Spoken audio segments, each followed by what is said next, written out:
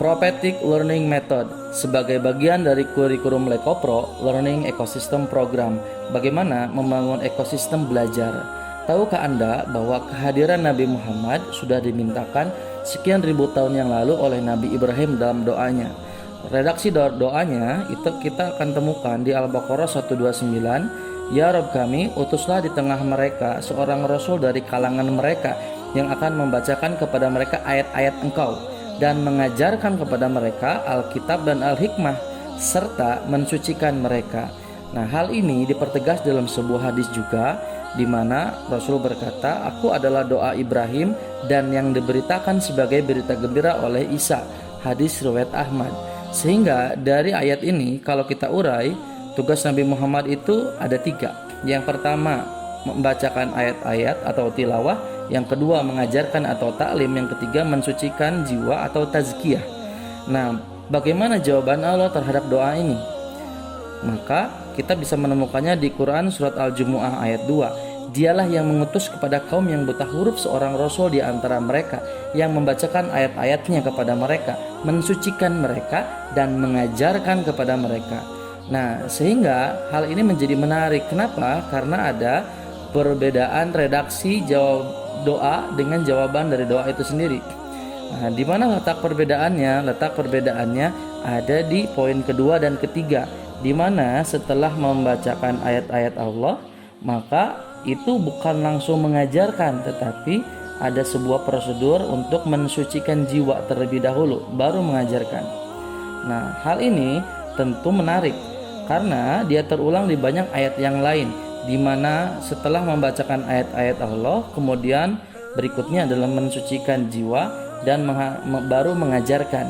Dan ini terulang di banyak ayat. Nah, sehingga apa yang bisa kita pelajari, perlu ada sebuah upaya untuk mensucikan jiwa atau tazkiyah sebelum melakukan pembelajaran atau taklim. Nah, pertanyaannya, bagaimana caranya? Berdasarkan ayat Bismillahirrahmanirrahim, alladzi ala bizikrillahi tatmainnul qulub. Ingatlah, hanya dengan mengingat Allah hati menjadi tentram. Nah, hal yang menarik di sini adalah bagaimana caranya adalah dengan bizikrillah, mengingat Allah. Nah, mengingat Allah itu tentu banyak caranya gitu. Nah, berdasarkan ayat Al-Ahzab ayat 41, Bismillahirrahmanirrahim. Ya ayyuhalladzina amanu dzkurullaha dzikran katsira. Ini menjadi menarik. Kenapa? Karena ibadah-ibadah yang lain ditetapkan jumlahnya. Salat 5 kali dalam sehari, zakat ditetapkan, puasa juga ditetapkan. Nah, tetapi zikir ini ibadah yang tidak ada batasan maksimum untuk dilakukannya. Di ayat yang lain kita bisa temukan, khususnya di Ali Imran ayat 190 sampai 191, yaitu orang yang mengingat Allah sambil berdiri, duduk, dan dalam keadaan berbaring, dan mereka memikirkan tentang penciptaan langit dan bumi.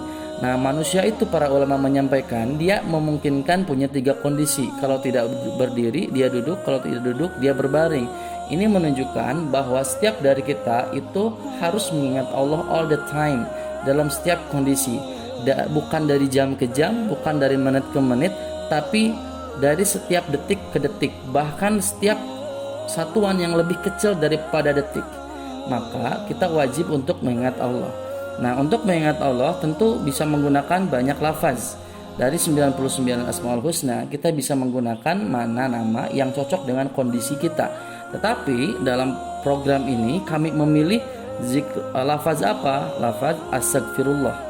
Nah, apa manfaat dari zikir dengan menggunakan lafaz istighfar? Yang pertama, dalam sebuah hadis, barang siapa senantiasa beristighfar, niscaya Allah menjadikan setiap kesedihannya kelapangannya dan menjadikan setiap kesempitannya jalan keluar, dan akan diberikannya rizki dari arah yang tidak disangka-sangka.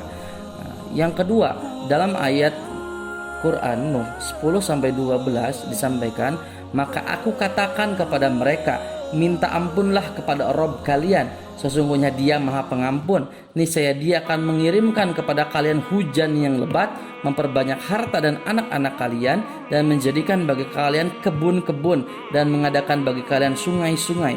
Ini adalah simbol-simbol sebuah kesejahteraan ketika seseorang meminta ampunan kepada Rob kalian.